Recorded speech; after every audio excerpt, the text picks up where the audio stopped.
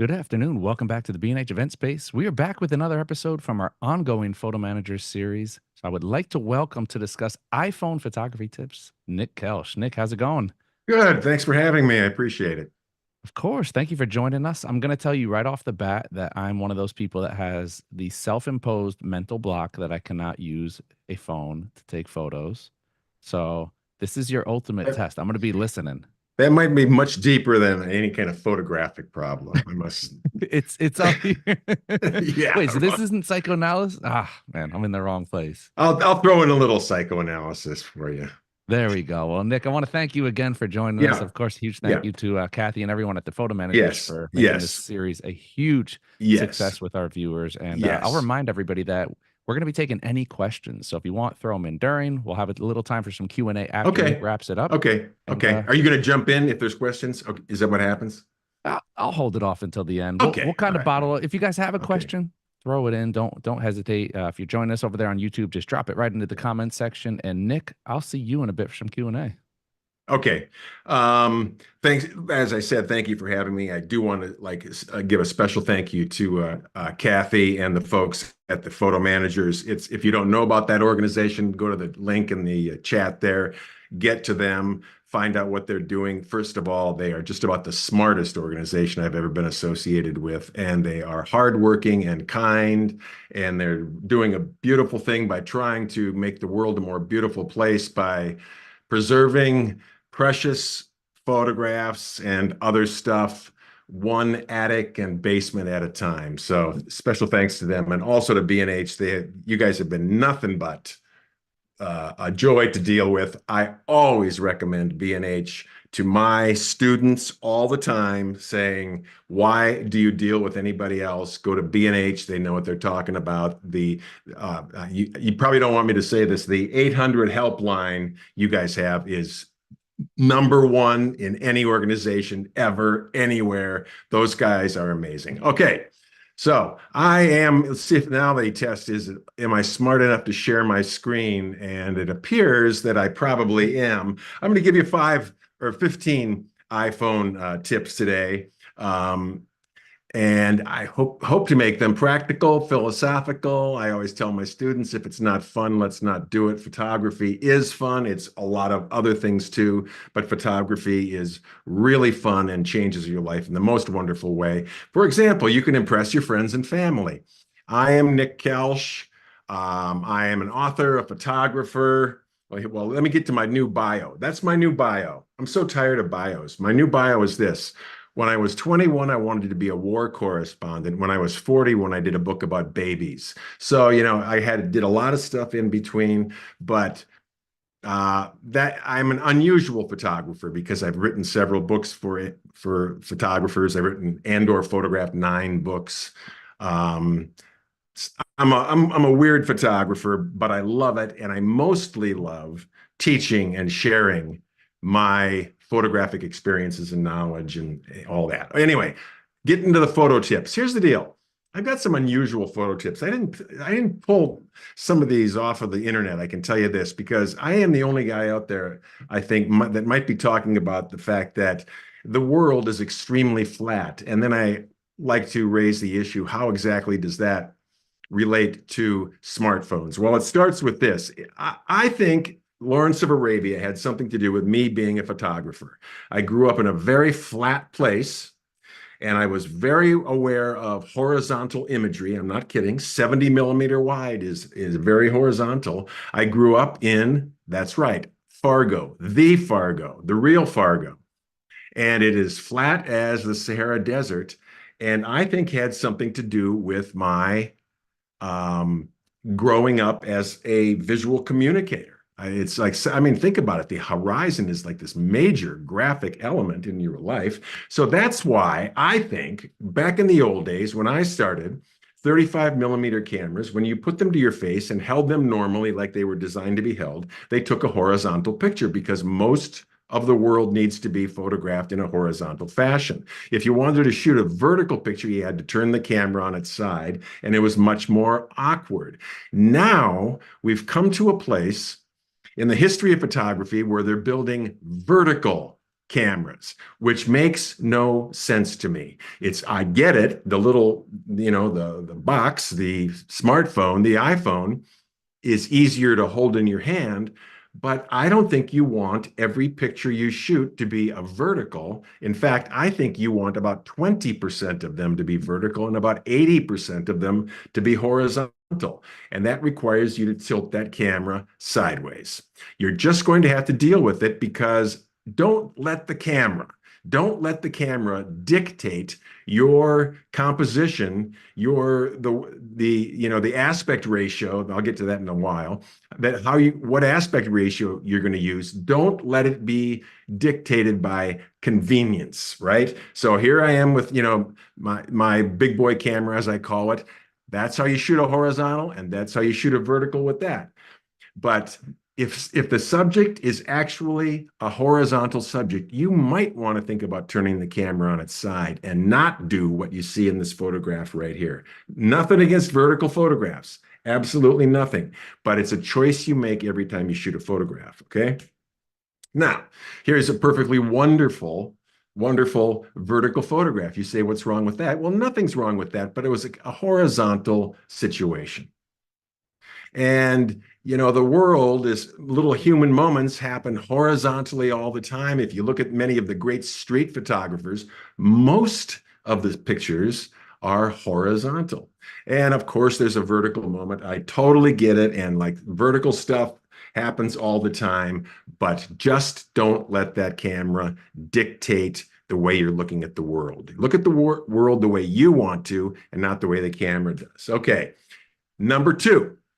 It's a wide angle lens, and I'm not sure why that is. Here's the deal. The default lens on an iPhone, they call it 1x zoom, is a wide angle lens. That means it makes things look smaller in the frame than what you see from where you're standing. Kind of hard to explain, but you can see the distortion in this picture. Look at how big her feet are compared to her head.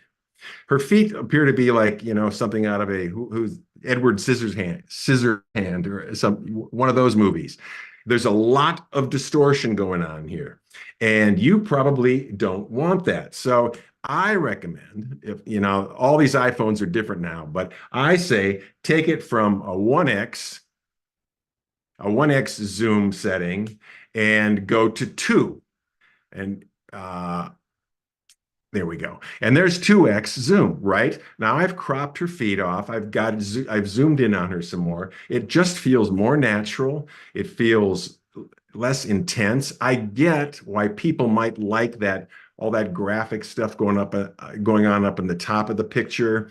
But that picture on the left is full of distortion, and the one on the right isn't, and it's the difference between 1x and 2x on an iPhone. I try to shoot most of my photographs at 2x. It's just a much more natural, easygoing state of affairs. All right, so what about portraits? Now, this is 1x. This is a wide-angle lens. This is 1x, the wide-angle lens, from 4 feet away, 4 feet away from the subject. Now, if you don't zoom the lens and you decide you want to fill the frame with his face, here's what you get. You zoom in, now we're 18 inches from the subject. Now, you might say that's not bad, but what if you go to 2x and back up to the 4 feet? That's what you get. So compare these two photographs. 18 inches away at 1x, 4 feet away at 2x. If you're going to shoot a portrait, you should almost never shoot it at 1x. There is distortion in that lens. You can see that his face looks a little horsey. And over on the right, he looks much, his movie star looks are much more flattered over on the right. So I always go to 2x or a little bit more for a portrait, and it flatters people more than that. Okay, more doing that. All right. So number 3, how to turn your camera on. The camera, that is, you have options for turning your camera on. For one thing, you can just turn your camera on and push that little camera deal down in the corner, and that will get you to your camera. That's for sure. It will definitely do that. Or when you're in the lock screen, this is called the lock screen over here, If you put your finger on the right side of that screen and just drag it left, it will turn the camera on for you. Okay, that's an easy way to turn the camera on. It's not a, I recommend you like find one of these and just stick to it and have that be your baby. And that's how you turn your camera on. The whole idea here is to get your camera up and running as fast as possible and sort of bypass all the operating system of the camera if you possibly can. For one thing, to make my life easier, I have moved all my photography stuff, the four things that I generally use, down to that bottom space, that magic space at the bottom that isn't affected when you start dragging these things around up here to rearrange them. I won't go into that right now. But if when your camera is open, if you hold your finger down on the button, on the camera button, up comes this pop-up window that gives you options to choose a portrait setting or a video or shoot a selfie. It's yet another quicker step to get to the good stuff. Okay. This is like lecture time for me because practice, practice, practice. Got it. I've taken guitar lessons many times, all unsuccessfully. But I had a tremendous guitar teacher like 20 years ago. He was borderline famous. And he would give me a lesson, and I would, how long should I practice? 30 minutes a day. Got it. I go home, I practice 30 minutes a day, ding, ding, ding, ding, ding. And then I would come in the next week. And one time he said, all right, did you practice, Kelsh? Yeah, I did practice, actually. Yes, I did. And he goes, okay, so play me the lesson that I told you to practice. And I start playing, tink, and he goes, stop, just stop. He goes, you didn't practice. I said, I did practice. And he said, no, you didn't. What you did was you just like goofed around. You were like, let me guess, sitting on the sofa watching TV, practicing the C chord and the D chord together, watching TV, right? Well, I'm like, something like that. Yeah, it was something like that. But he goes, Kelsh, that is not practice. I'm going to tell you what practice is. Practice is when you find something on your guitar or whatever it is you're practicing, and you decide that you are going to learn that right now. And you're going to make it go into the depths of your chest and all your molecules. And you are going to put every piece of energy you have into absolutely absorbing this and changing the way you play the guitar forever. That is practice. That is how you have to practice. And I have applied that off and on to all kinds of things. And if you just take, this is my point now, finally getting to the point, any of the things I'm telling you today that require a little bit of complication or a little bit of learning or a little bit of like, where's that button? How does that work? I'll practice that again. All that stuff benefits from you deciding you're going to learn this now, and you can do this, and it makes a huge difference. It makes an absolute huge difference. I'm going to get to a few other things later in the show that are just like, they completely benefit from sitting down, and I'm going to go through this step by step to learn how to shoot a burst photo and erase all the ones I don't want. Let's just do that about 10 times and burn it into your brain. So practice, practice, practice. Number 5, how to share a group shot. Is it possible that this is the coolest iPhone trick there is? It might be. All right, number 1. I've taken hundreds, if not thousands, of group shots in my life. 3 people, 500 people, 1,000 people, and everything in between. I always, at this point, try to get up on a high angle because you can see everybody's face so beautifully, right? You can see everybody's face. It's a wonderful thing. Now what I do is I take my big boy camera up there, and I also have my iPhone, knowing full well I'm going to shoot the final photograph with my iPhone. And here's why. I get up on the high angle. There I am. I shoot it because I get to use AirDrop. And I want everyone in that group to walk away from the shoot with that photograph on their phone because they all want it. I mean, it bypasses so many inconvenient steps in sharing this photograph. It's ridiculous, right? So I tell everybody in advance, bring your phone and get your camera, turn on your AirDrop on your phone because I'm going to shoot a picture. I shoot the picture. I stand there and tell them, just bear with me. I find a frame where everyone's looking into the camera. I'm not too fussy. And I edit the picture a little bit, put a little vignette on it, make it pretty. I do this in like 2.5 minutes. And I say, okay, everybody, I'm going to airdrop this now and let the fun begin. And oh, I'm sorry. But first, I do walk them through the settings on their camera just to make sure. I say, go to your general settings and go to your airdrop setting and click on everyone for 10 minutes. So it's wide open game at this point because everybody's open. There's no contacts only, no barriers to me, my camera, and their camera. Okay, so now I've got my picture up on my screen and I go down to the little share logo, click it, and that brings me to the airdrop option. And I click on airdrop and out goes my signal and incoming. When the incoming really happens, it is like hundreds of little circles start showing up here. And I start clicking on each of them and it sends the picture to them right away. Now, there are always people who can't deal with this. My camera didn't work, whatever. And then I just say, just stand next to somebody who's got it and they're going to airdrop it to you, or they are going to, come up with another method. Another method is this. You don't, it didn't work. Try holding the top of this iPhone near another iPhone. Do you know about that? And it pops up like magic. And sometimes that works, sometimes it doesn't. But I get applause at the end of that. And for the rest of the conference that I was attending, people come up to me and go, that thing you did with the iPhone was unbelievable. That was unbelievable. And guess what? It is. It really is unbelievable that you get to shoot a photograph, edit the picture, share it, and everybody leaves with it. And I'm talking like in 15 minutes. Okay, now this is a funny one. Number 6, clean your lens. I know they told you not to do this. They might tell you not to do this at B&H. And the way that I always understood I should not clean my lens was to keep it clean and buy a filter from B&H, which I did all the time. And so here's a brand new lens, and then you put a brand new filter on it. I never went for the super expensive filters, a UV filter or what are they called? Doesn't matter.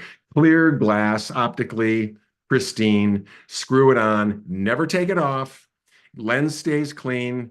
You can feel okay about wiping that filter off. You're not damaging your lens. Okay. And that keeps it clean. Now, here's the deal. On your iPhone, you've got these little lenses, and those lenses are so vulnerable to like pizza grease and nose grease and kids being stupid and all that kind of stuff, that when they get a coating of whatever it is, Vaseline or popcorn grease on there, the pictures start to get immediately, I won't say soft, but they get gauzy and hazy. And so I just buy these things by the dozen, and I give them to all my students at my workshops. They're those cheap things they sell at, Walgreens and CVS and the auto stores, and they do a perfectly wonderful job. Very lightly wipe those filters off, and I want to show you the difference. This is completely legit. Here, this is a dirty lens. Now it looks kind of nice because it's kind of hazy and it's got mood. Let's say it's got mood. But that's the dirty version, and there's the clean version, right? That's what a dirty lens looks like. People think you're going to find like hairs and dust spots and fingerprints. All that stuff is way, way out of focus. It's right it's on the lens. It can't be in focus, right? It's too close to the camera. Let's put it that way. But so it just looks like haze. It looks like fog. And when you clean it, it just makes all the difference in the world in terms of sharpness, color, saturation, everything. Okay. Here we go. The settings bar. This is like, I'm going to tell you to turn your flash off and leave it off, but let me get to that in a minute. Up at the very top of the screen is a little triangle, right? And down at the bottom are some options here. And that thing at the top, when you click that little V, it changes what you see in that row of options. Okay, I'm clicking the V at the top and it changes the options. Now, these options happen to be like photo and like portrait and pano and all that. But the other ones are functions that operate the camera, and you can change quite a few things, and it's definitely worth going into these options and finding out what you can do there. I'm not going to do that right now, but I just want to give you one other option. You can use the little triangle at the top, or you can put your finger where that circle is right there, right? And you can move your finger up, and that will also change the options of camera settings to photo settings, if you want to call it that, the more technical stuff, okay? And you can do it there. So let's see. So now let me just zoom in on another picture that shows those options. Notice the one on the left is the lightning bolt, which means the flash. Okay. And I say in the year 2024, with the incredible things that an iPhone can do in practically darkness, I say go to that button, click on it, and it will open up the options for the flash, and go to the flash off button and turn it off, right? You're going to turn off the flash. There's the flash right there. That's the little doodad that like lights up like a little flashlight when you use the flash. You're going to turn that off, and you're going to have the line through the flash, and you're going to walk away. You're going to walk away and never use it again. And I predict the day is coming when these cameras are not going to have a flash on them at all, but it'll just make your life simpler. So just turn it off. Don't have it be on auto, because it's going to flash itself when it feels like it's necessary. And in my opinion, it's not necessary. Okay. So now let's see. There is another little item on here called the night view. Okay. It's the little moon right there. Now, this is the one that's going to kill the flash. It's going to render it useless. This is the one they demonstrate when they show you the iPhone commercials. It's beautiful. It's incredible. A little learning required, but definitely worth learning. So in that row of options that I showed you at the bottom, the little moon is the night view, and that gives you all kinds of variations. You can go up and change the shutter speeds. You can shoot a 10-second exposure, and the camera magically shoots a sharp photograph. And that's where these photographs come from. Okay? All right. Now, this one's really important, and it's especially important to me. I'm like this. I'm nutty about this, to be perfectly honest. I think to be a really serious photographer with an iPhone, you have to make sure that you don't overexpose the brightest areas of your photographs. And I'm going to get to that in a while, but you need to know how to manually expose with your camera. So let me just play a little video for you. In theory. Hi, everyone. Here we are back in the library. Just giving you the lay of the land here. I'm going to zoom in on this bright red chair to give us a nice solid background so you can see all the adjustments and bells and whistles I'm going to play with. I click right here on that number 2. It's going to zoom me in. Now we just have a nice red background, and you can see what's going on. If there's anything that I teach people about iPhones that gets a reaction almost guaranteed to be, ooh, ah, that is so cool. I never knew that. I didn't know it could do that. Why didn't somebody tell me that? It's exposure adjustment. It is changing.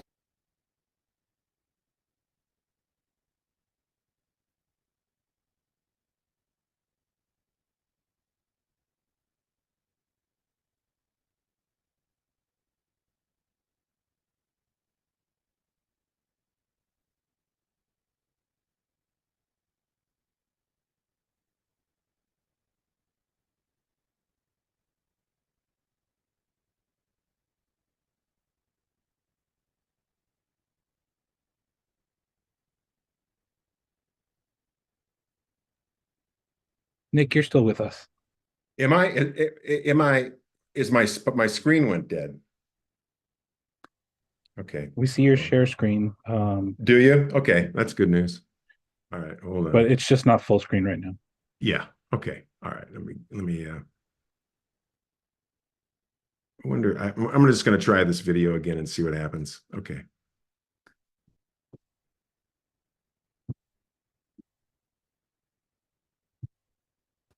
Hi, everyone. Here we are back in the library. Just giving you the lay of the land here. I'm going here. There's your finger right there.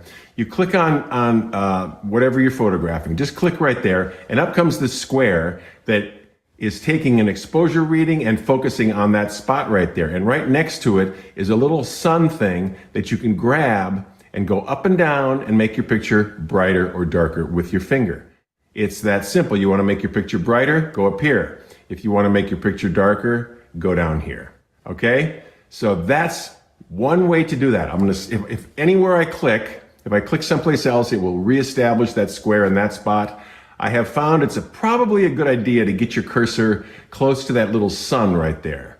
Now, I've played with some cameras where you can put your finger over here and it adjusts it, and that does other things. So let's not go there right now. But if I put it over here, it's pretty reliable at adjusting my exposure for me. And when I take a photograph, push the button, takes a picture, and then I move it around, it readjusts itself and gets back to normal calibration. Here, let me demonstrate that one again. I'm going to click right here, make the picture really dark, take a picture, and when I move the picture, it recalibrates and gets back to zero. There we go. That was a much better demonstration of that, okay? Now, I gotta say, I'm gonna say this about 3 times in this demonstration. For you to master this stuff, I want you to sit down in a chair by yourself in a quiet space with no one around and just sit and play and photograph your chair, your carpet, your books on the shelves, whatever, and practice what I'm doing. Now, the advanced version of what I just showed you is this. If you click on the picture and hold it down, you're going to see something pop up right here. And it's going to say AE/AF, okay? And that stands for auto exposure / autofocus lock. So I'm going to click right here. Actually, I'm going to hold it down right here. Hold it down, and up pops the auto exposure autofocus lock. And I can come down here and grab my little sun on a stick right here, adjust my exposure. I'll make it dark. And here's the deal. This time we are locked in. And when I decide, and if I take a photograph here, click, and go up here and take a picture, the exposure does not recalibrate itself. It stays locked into what I told it to be locked into. And I can just shoot and shoot and shoot. And all of the photographs I shoot with that thing locked in like that are taken at the same exposure. And that can be very, very handy if you've got bright clouds going by. Once you've got the picture calibrated for the bright clouds, which is to say not overexposed, that is one of the times when you would actually really want to control your exposure and not let your automatic exposure iPhone take over for you. Then you can just keep shooting, and the clouds, regardless of which way you point the camera, are going to be theoretically properly exposed. If you want to get rid of this stuff, once again, you simply click and it recalibrates itself, okay? I'm gonna do that one more time for you because this is so much fun. I hold my finger down anywhere that I want my exposure and my focus to be taken. And let me just say one thing about that. This is much more important for exposure and much less important for focus, because focus is not so nearly hypercritical with an iPhone like it is with a digital single lens reflex camera. So anyway, having said that, we're talking about exposure here, really. I hold the finger down right there. Up pops the little sun thing. Up pops the auto exposure, autofocus. Grab the little sun thing, go up and down. Beautiful. If I don't like that one, I can click someplace else. That's how I recalibrate all this. Click up here and we're back to 0, okay? And this time, it's one shot. I am not holding it down. I can grab my little sun thing, adjust, take a picture, and come up, and there it's recalibrated and come back up. It's changed the exposure when I moved the camera. Did you catch that? Okay. Now, there is a more manual master overriding version of adjusting your exposure. We're now into part 2. What's the other way to adjust your exposure? Up at the top of your camera. you probably see something that looks like something like this. Mine says minus 0.3 right now. And if I click on that, something's going to pop up right here. Okay. So this is a little confusing. Stuff at the top you click on, it pops up in the bottom down here. Okay. So I am going to click on that right there, and it up pops a thing called exposure. I can grab this scale, slide it right and left, and I'll just make it dark like this for the purpose of demonstration. It says minus 1.7. That is minus 1 2/3 f-stops. Dark is what the minus means dark. The 1 is an f-stop. It's 1.7. That's essentially 1 2/3. That's 1 2/3 f-stops dark. You are an iPhone photographer. You don't care about f-stops, okay? Don't worry about f-stops. This is just an indication for, it's been used in photography forever. Now the picture's dark, and now I can go around and take pictures, and the exposure doesn't change. I am totally locked in. And if I want to undo this, I'm shooting dark photographs because I told it to shoot dark photographs. If I want to do this, I have to slide the scale back, right? Now let's pretend you don't want to see the scale all the time. If you want to get rid of it, you can come right over here to the plus minus sign right there. Click on that, it goes away. And now we see yet another row of tools we didn't quite see before. And those appear when you click the little triangle at the top. Watch what happens at the bottom as I click at the top. There's your normal choice of camera functions. And if I click on the triangle, here is yet another row of stuff for you to play with. Some of it now, some of it later. Notice that one of them is the plus or minus. So this is yet another way to get to the plus or minus. I can click right there. There's my slider for adjusting exposure. Put it on 0. If I can.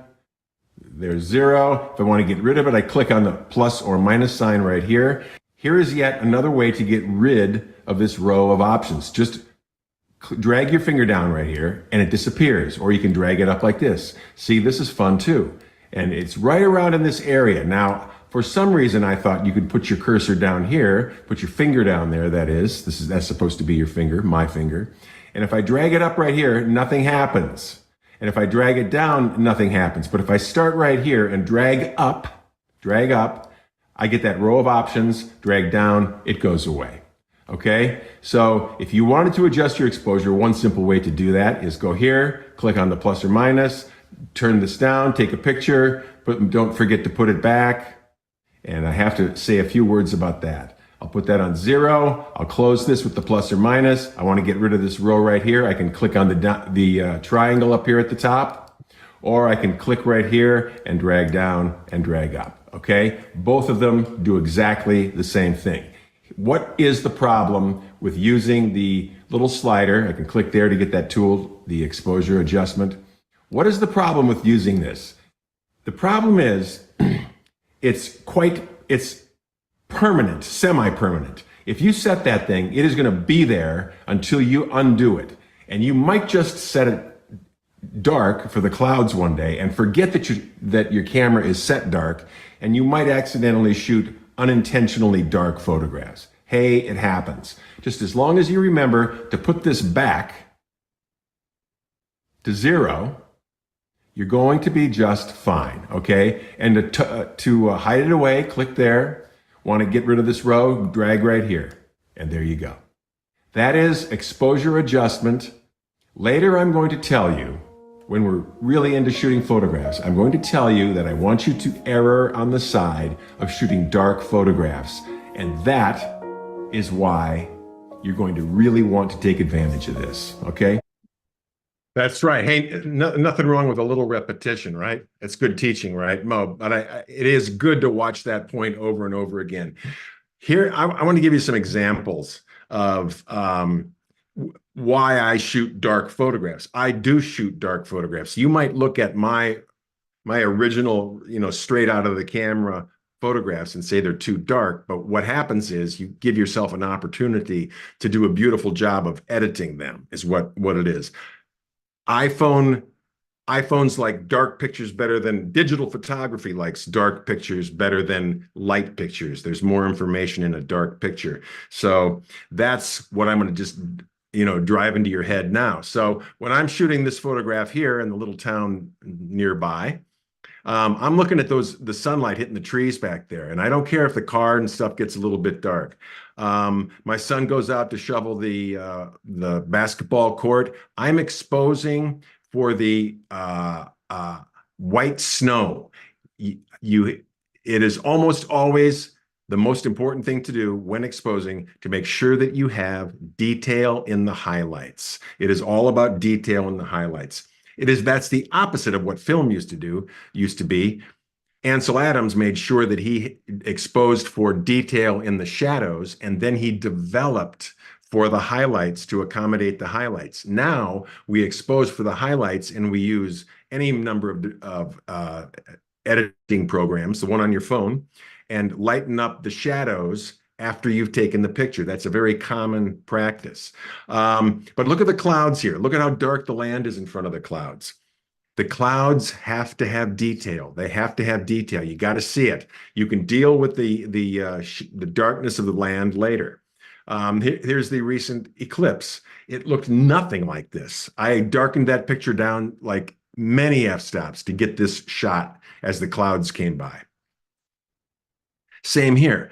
You take away the white of those glasses, and this is a picture that's too dark. But as long as you've got those highlights in there, they're holding up the whole photograph. They're giving the photograph reason to live. I'm not kidding. It's that those hints of white make the whole thing balanced. And that is what you want to drive for. I read the New York Times. I don't know what you read. The New York Times has spectacular photography. I see so many examples of photographers who are doing exactly what I'm showing you right here. They are exposing for the highlights and letting the shadows get dark, right? Like right here. This is rainstorm, obviously a barn, but you want those highlights to sing and have detail in them and let everything else go dark. It's a balance. It's a dance you do. Same thing here. The school looks dark, but the sky is properly exposed. There's only one thing you can expose for in this photograph. It's the sky. The sky has to have detail, and just let the school be dark. Everybody gets it. And it has mood. That's the deal. When you let the sky get blown out, the mood is gone. You want mood. You're trying to create mood, I think, just about every time you're shooting a photograph. And iPhones are spectacular at this. Same thing here. Just, you got to pay attention to the sky. Pay attention to the sky. And the beauty of an iPhone or any smartphone, you can shoot test photographs and look at your pictures, and you can learn to judge just exactly how you're doing exposure-wise. Same thing here. Nearby, I'm like 2 miles from that place right now. You gotta like get some detail in that yellow house down there. The brightest thing in the picture. Same thing here. This is the town that Yoko Ono lives. That building right there is less than a mile from Yoko's house, and Franklin, New York. And just a little aside, my in-laws sold John and Yoko their property, where Yoko she's now living permanently. And there are signs on the street now, honk if you love Yoko and stuff like that. Very sweet, very sweet. A little Beatles. I always try to work a Beatles anecdote into my shows. But look at the detail in the buildings right there. Beautiful. And this one, see the guys down there in the bottom right-hand corner, let them be dark. Let it be dark. Expose for the sky. Just expose for the sky and let everything else fall into place. This is a gravestone in New Orleans. I exposed for the flowers. It's the brightest thing in the picture. I try to properly expose the flowers. If the flowers were too bright, it would be a very different photograph. Same thing here. I exposed for the sky, and I let everything else fall into place. And falling into place meant that the kids doing the Shakespeare show on the left were catching some electric light, which is obviously very nice. It totally works. But I exposed for the sky. Okay. Here's the deal. I'm not going to go into like how to organize your photography on your iPhone and go on and on, because you can definitely go on and on. I could do a one-day workshop on like how to store your photographs. But I want you to get this. When you've got a grid of photographs up on your screen, and you go down to the bottom, there's a thing down there called search. And I'm telling you this because I have so many students that don't take advantage of it the way they should. So here's how it works. You click on search, and now you're in the search window, and you type in cats up at the top, right there. And all of a sudden it tells you there are 1,035 photos of cats on this phone. And you've just boiled it down from 60,000 photographs to 1,000. And maybe you will find the cat photo you want. Okay. I put in eclipse, and it brought up 17 photographs. It knew what the eclipse was. I would love to know how it knows that. Did it know there was an eclipse on that date and it went to that date? I don't know. But it's 17 photographs of an eclipse. My point is this, and there's the picture of Teddy that is like so nice. If you wanted to find Teddy with the cat, you go, Lukey and Teddy, and they come up. It comes up, the pictures of Lukey and Teddy. All right. Now, I just want to give you some samples of like what I, dug around in. Hold on one sec. Oopsie. There, I put in the word fire. I got 1,600 pictures of fire, all kinds of fire, fireworks, burning cars, bonfires, everything. I got, 399 pictures of maple trees, 31 pictures of tulips. I got 473 pictures of guitars, 32 pictures of bass guitars, 64 pictures of acoustic guitars. I put in electric guitars, up come 10 photographs, okay? I put in the word frisbees, and up come 2 pictures of a man holding a football. It's not right all the time, but it is unbelievable. I mean, if you want, like, where's the picture I took of the snowstorm? There's 1,667 pictures of snow, and in order that they were taken and by date, and all of a sudden you find them very, very quickly. Okay, I'm gonna run another video for you. This is about how to shoot a burst photo and then find the burst photo, the best version of it after you've taken it. So let's see how this goes. So this is what 10 frames a second looks like in a burst. You get lots of little incremental photographs next to each other. I always turn the camera on before I think I'm going to need the burst, so it's up and running and everything is happening when I want it to. It also makes for better compositions of photographs. As the runners approach, I keep them in the center so I can crop later. Just for your information, the bad guy's on the left, the other 2 guys are the good guys. The bad guy is dramatically coming from behind, having the race of his life, crossing the finish line. I can zoom in. There's the photograph. It's a full high-res photograph, just like a still photograph you would shoot, except it's a burst. That's a spectacular photograph. If I knew this kid, I would give it to him. And here he goes. He's still moving. He's defeated the good guys.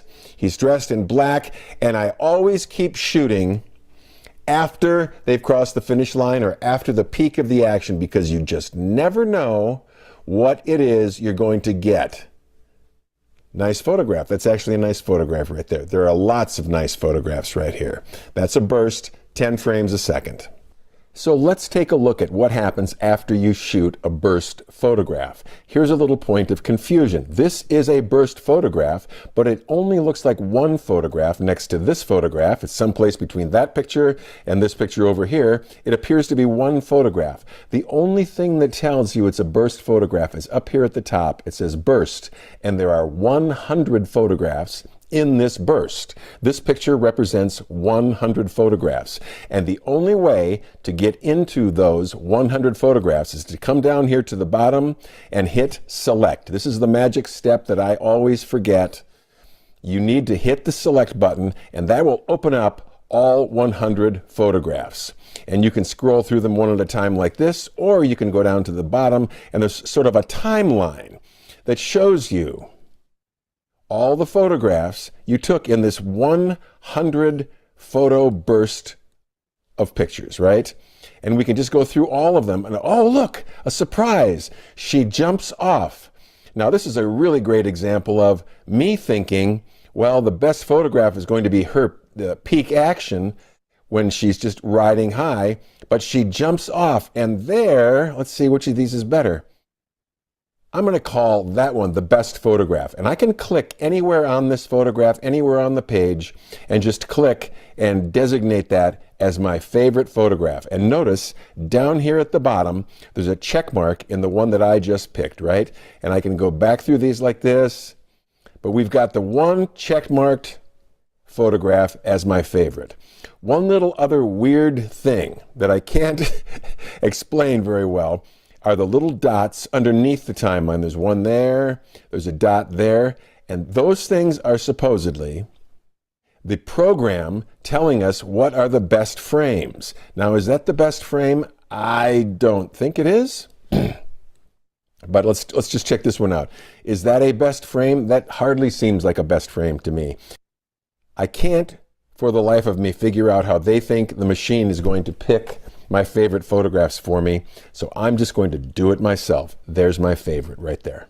Here is one of the ways to activate the burst function. Put your finger on the exposure button lightly and drag it to the left, and it will automatically start shooting burst. You have to hold it over there. When I let go, it will stop shooting burst. I just shot 45 pictures in a burst right there. I'll do it again. I just grab this kind of lightly and just drag it over. And I did another burst, okay? If you just hold this down, while we're here, I'll just demonstrate this for you. If you hold it down, all of a sudden we're shooting a video as long as I have my finger held down. So if you want to shoot a quick little sweet video, you just hold your finger down on the button. And if you grab the button and drag it to the right, you're now shooting a video until you click stop in the middle. Until you click stop right there, you're shooting a video. 3 different ways to use the exposure button. The other way to activate the burst function might be even easier actually.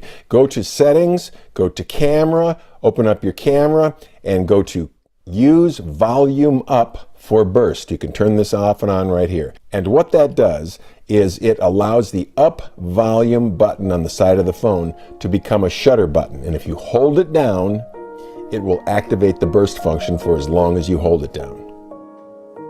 Okay, so you got that. You can convert the up volume button to a burst shutter button, which is super convenient. Let's see here, wrong way. I want to talk a little bit about aspect ratio. It's something that should be sort of in your language when you're a photographer. The aspect ratio has nothing to do with size of photographs. It's all about shape of photographs. So a square has an aspect ratio of 1:1. Aspect ratios have 2 numbers. The first number is the width. The second number is depth. This is not a measurement of distance or size. So a photograph with an aspect ratio of 2:1 is a horizontal picture, and a photograph with an aspect ratio of 1:2 is a vertical picture.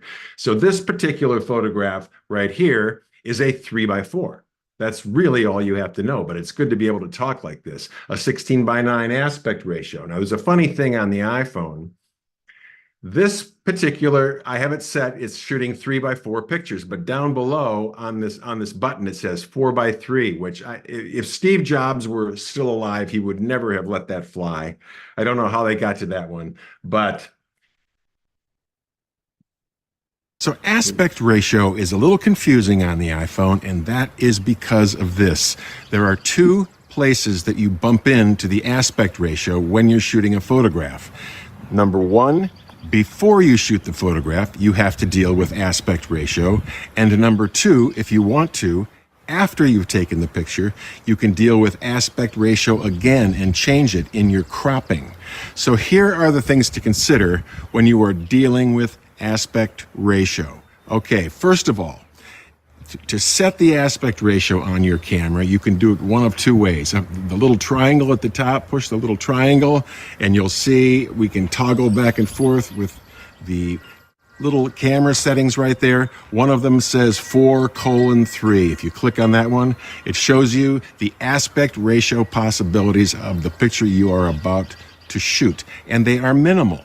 One is 4 by 3, one is square, that's a 1 by 1, and one is 16 by 9. There's only 3 of them. I know that some of you are looking at this thinking, I know I've seen a place where there are more options than that, and there is a place, and it's when you've taken the photograph. It's after you've taken the photograph. But just for the sake of conversation, we will leave our aspect ratio at 4 by 3. All right, so now we are going to take a photograph, and here we did.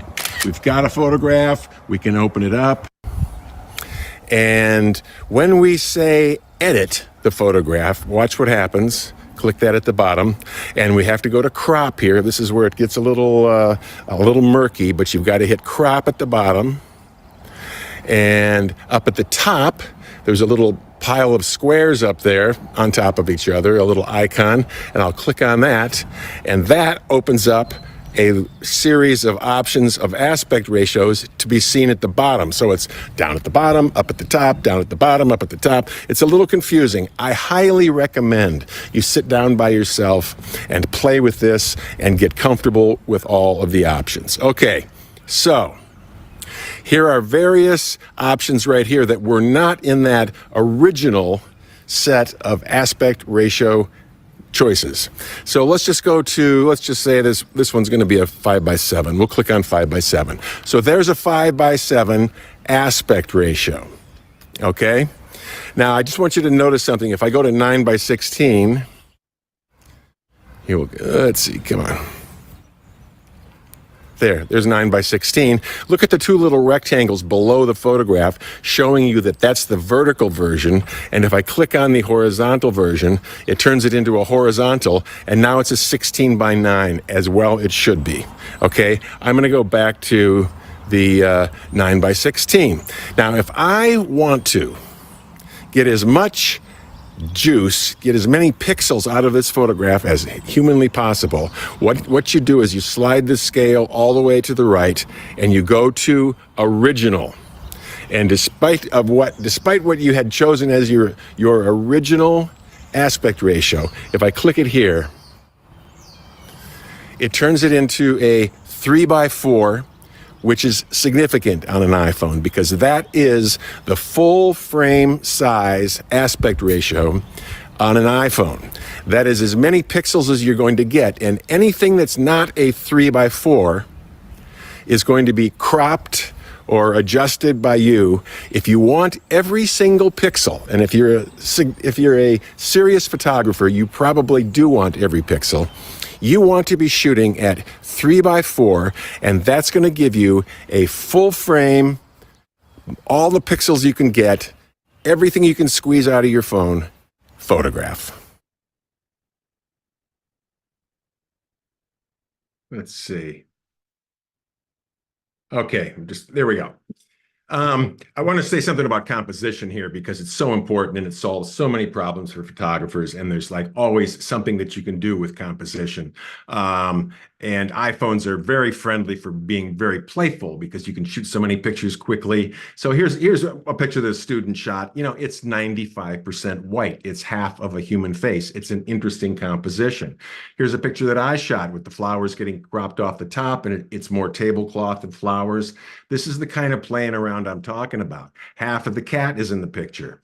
I spent 20 minutes playing around with the lines and shapes and where she was going to stand to have her portrait taken. She wanted a picture for her photography business. Where do the barns go in this picture? Well, I put them way over to the right to like be playful with the space. It's not unusual to have a subject be I'm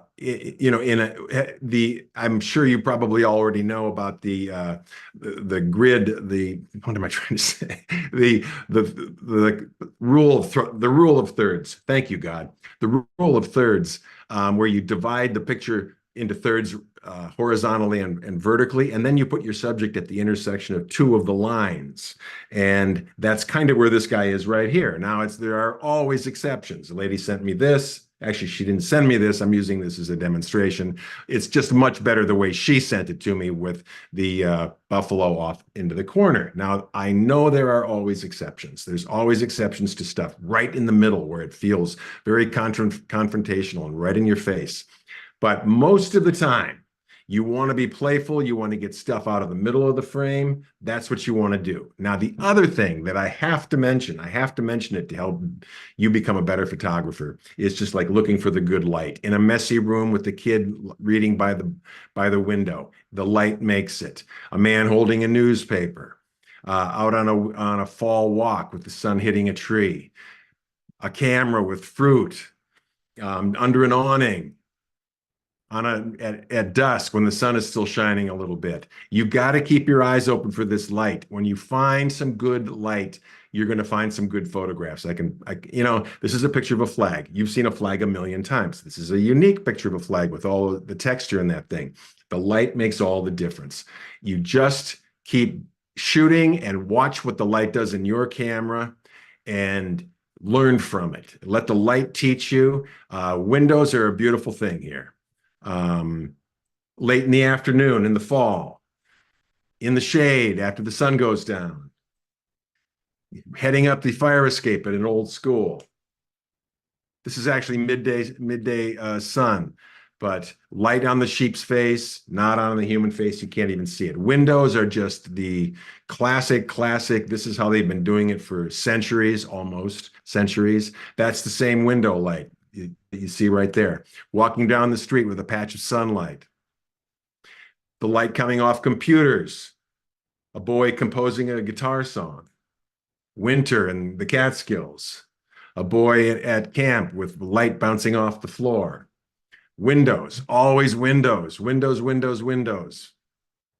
Fire escape. Barn door. Camp. Boy who took the bunk next to the door at camp. Standing in the doorway looking outside. One light bulb.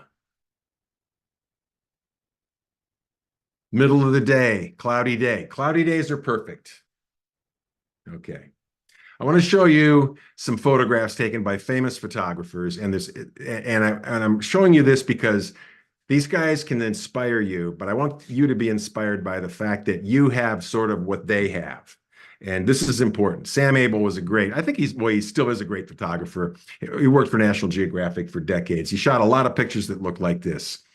Beautiful compositions, stuff happening everywhere. That was like his deal. But one time, he went to the Soviet Union. He stayed in a hotel on Red Square.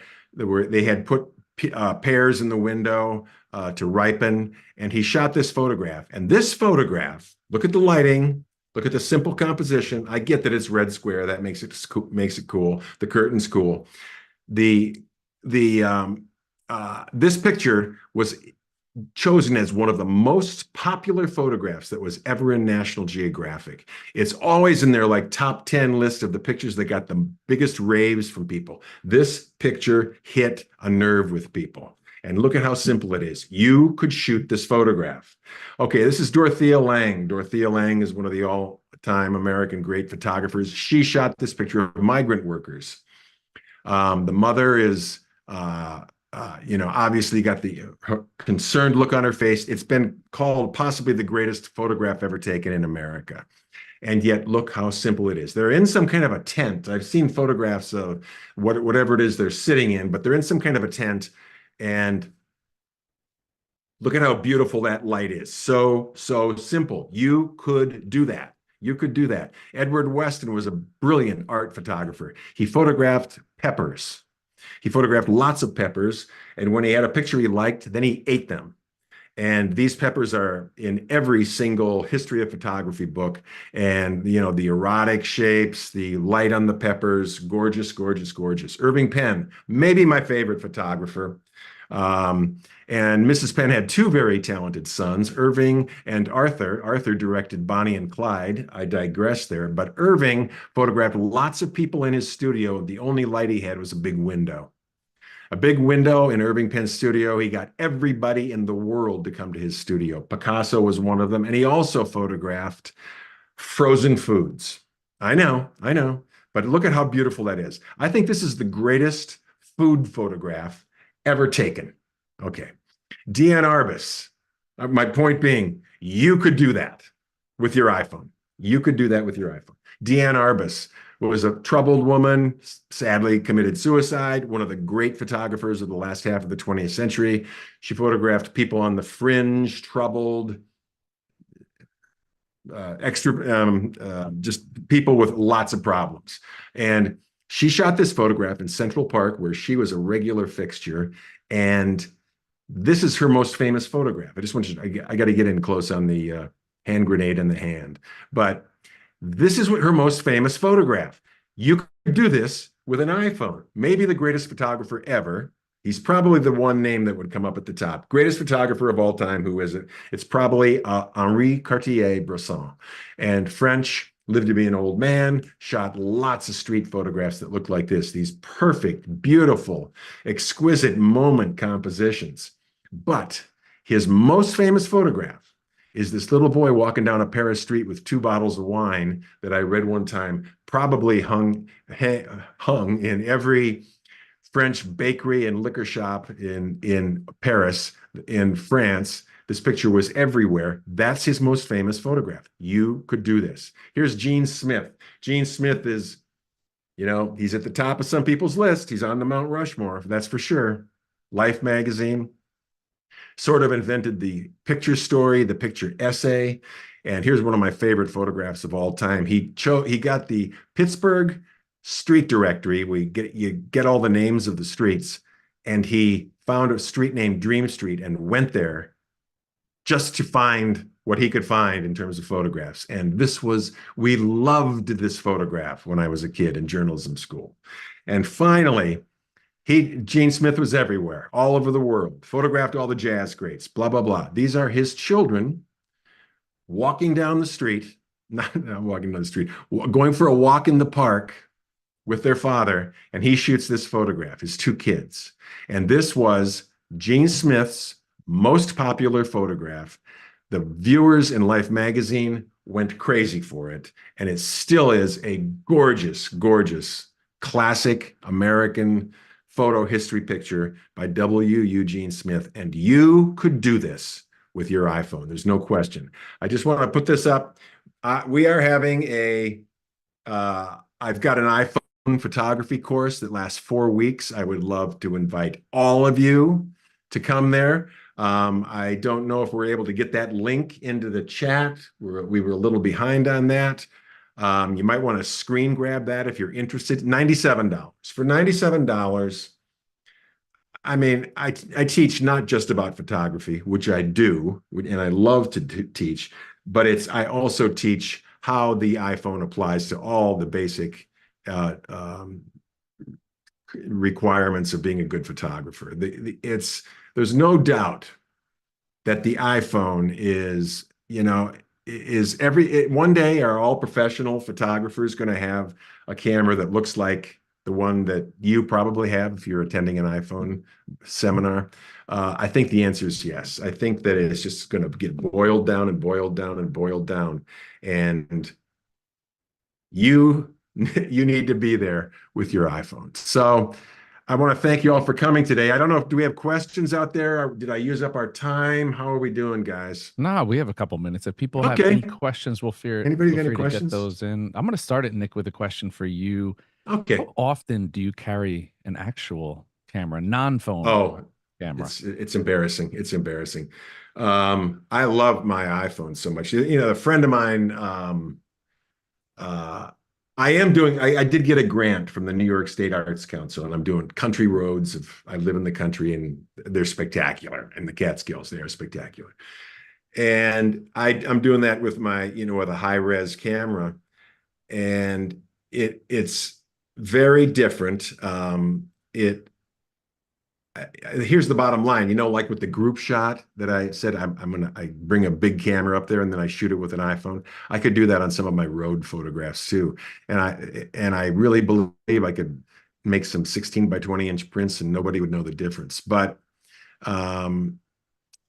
I have my iPhone with me all the time. And that's kind of a point that I wanted to make, that when you have your iPhone with you all the time, you have the access that all these serious great photographers have been longing for and struggling for and working for. Is they want access to real life, and you've got it with that phone now.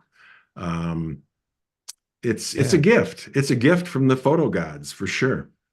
Definitely. I mean, you can argue and split hairs over details and over, but at the end of the day, an iPhone camera is a lot more technically advanced and capable than a lot of what some of these iconic images. Like I love that last part that you described there and showing these images, because it really, I think, Yeah. above all the tips, that puts it in perspective. Just seeing these images, and it's like there's really nothing Yeah. special from a technical perspective. It's just No. about seeing. Yes, it's just about being a photographer. I got to tell you a story. So when I was in college, I took a picture of a young boxer, and he was posing, and we in the gym. He posed for me, and it was a really good photograph. It really was. I shot it on Tri-X 400 ISO, and I was at the University of Missouri. It's a big fancy journalism school. They host photos of the year. What's it called? I can't remember. Pictures of the year contest. I think it is the largest photography contest in the world, so I entered that picture in the portraits division. And I mean, we're talking like thousands of photographs, and I won first place, right? Wow. I mean, it's a really nice photograph. Some people looked at it like, how did that win? But hey, that's a different conversation. But so like last year, I'm digging through photographs in like a box, and I pull out a print, like a good print that I had, one of the prints that I used for contests. And it looks so bad to me. The grain and the technology, it's like, so it's an 11 by 14 inch print, and it's like it's not screaming sharp, it's not incredibly gorgeous. I did a good job of printing a kind of a mediocre negative, but I won this big photo contest, and I don't think that it would do it. I don't think it would cut it now. I mean, the pictures that are coming out of my iPhone, they don't destroy that photograph, but I never cease to be amazed at the quality of the imagery coming out of my iPhone. It's crazy. Yeah, I mean, I can tell by looking at it, just a couple images, you have a great eye, but it's really it's going back to the tips, Oh learning yeah. to control and Yeah. that manipulation, and knowing what your limitations are, knowing how to maneuver, even just, I mean, just being able to expose. I think that was always the It biggest hurdle for the iPhone people. it always starts with the exposure. It's Ansel Adams was nutty for getting a proper exposure, and he said, I can't remember his exact words, but it starts right there. That's where it's first, you got to figure out what you want to photograph, then you have to figure out how to expose for it. And so in the iPhone world, the answer is the way you're going to deal with it. It's going to be in editing. I use Lightroom. I teach a Lightroom course. You go to that site, you'll see my the Lightroom course that we're also starting in a few weeks. But I mean, the combination of iPhone, Lightroom, it's Everything's at your the fingertips. creative possibilities are nutty. They're nutty. Yeah. Yeah, and you don't have to go through the lengths that the greats No. did. Ansel Adams Yeah, couldn't pull up Lightroom Mobile. that's right.